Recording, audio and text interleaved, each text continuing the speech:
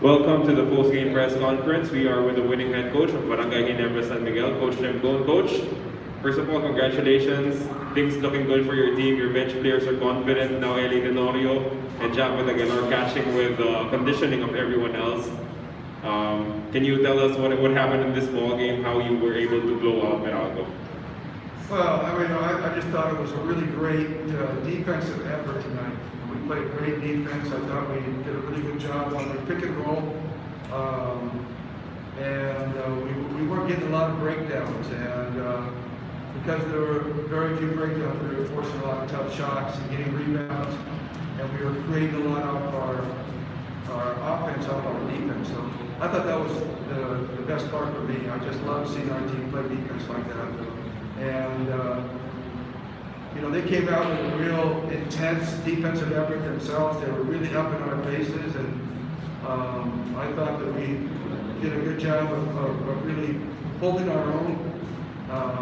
I think we went the first 6 minutes of the game with only 3 points.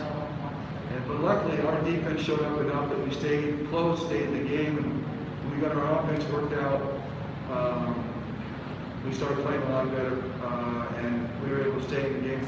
I was telling the guys at halftime, if we had done that, and say we gave up 16, 18 points in that first 6 minutes, because we weren't playing deep, and then we only scored 3, then maybe we get blown out ourselves. But we hung tough mentally, and played a lot better. Like seeing LA play well, especially in that first quarter.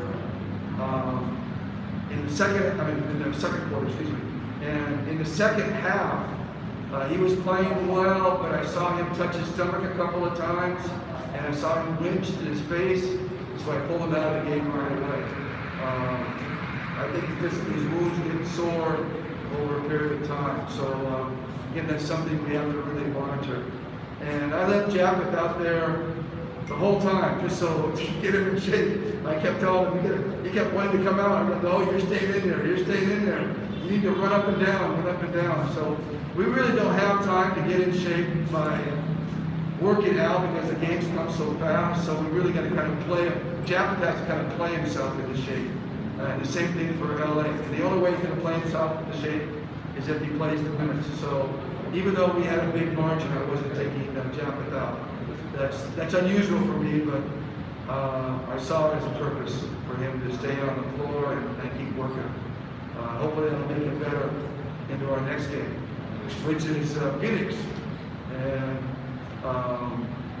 outside of Topic, they really look like the best team. So we know we have a battle coming up on Wednesday. So we have a couple days to prepare. We'll use those days hopefully wisely and get ready for them. They're a complete team, well coached.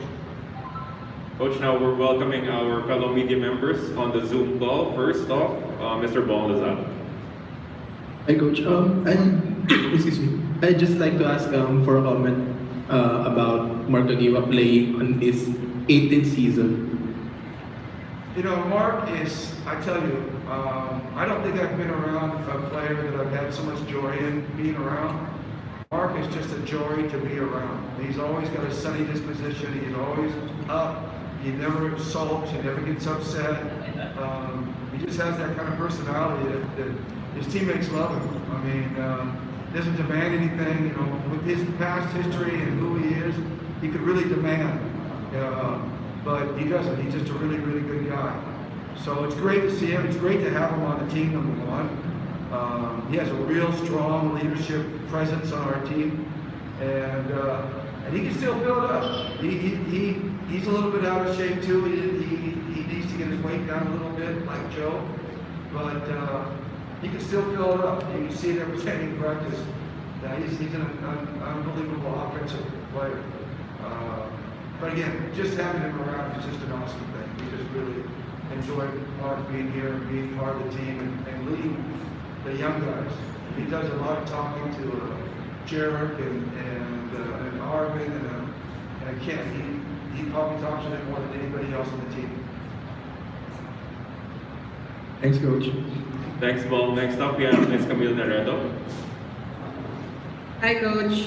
Coach, you were already talking about your rookies, so I wanted to ask for your thoughts on how they performed today, especially Arvin had 11 points on 4 of each shooting. Yeah, Arvin has had talent.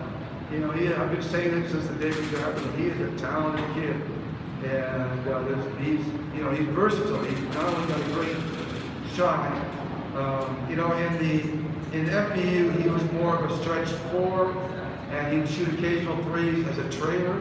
And we're trying to expand his game now. We're trying to get him to shoot threes from different angles, move without the ball.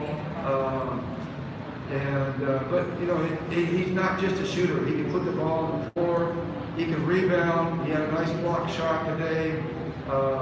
He's very long, so he's really talented, and I think his game can really grow with the kind of style of play that we play in. I think he can be really an asset, and I can't imagine what he's going to be like a year or two from now. I mean, it's just his first couple of games. And he hasn't had any practice, but he's still making an impact. And I thought Jared played really well in the last few minutes. He made a couple nice passes, took it hard to the hoop. He's a hard driving player. What I mean by that is that he does everything hard, whether it be defense or driving the basket or set a screen or go for a rebound. Everything is hard for him. And we love having those kind of guys. That's going to make him a really good player. And we're going to try to throw Kid out there whenever we can, just because he needs to have a little bit of time. But right now he's still a deep backup to Scotty Stanley in LA, so he's not going to get a lot of time playing with those guys. But eventually, he's learning from the best. He's learning from LA, he's learning from Stanley, he's learning from Scotty. I mean, how couldn't have better mentors than those three guys? So he's in a really good situation for him in his career. Coach, one final question. This Sunday will be Manila Clasico, Ginebra versus Magnolia. Originally, in the original schedule, I think the PBA was planning to retire PJ Simon's jersey back in March. Any words you can share with us about the career that PJ Simon has had? Who was I talking to just recently? I just mentioned PJ. I just mentioned PJ to somebody. Somebody again.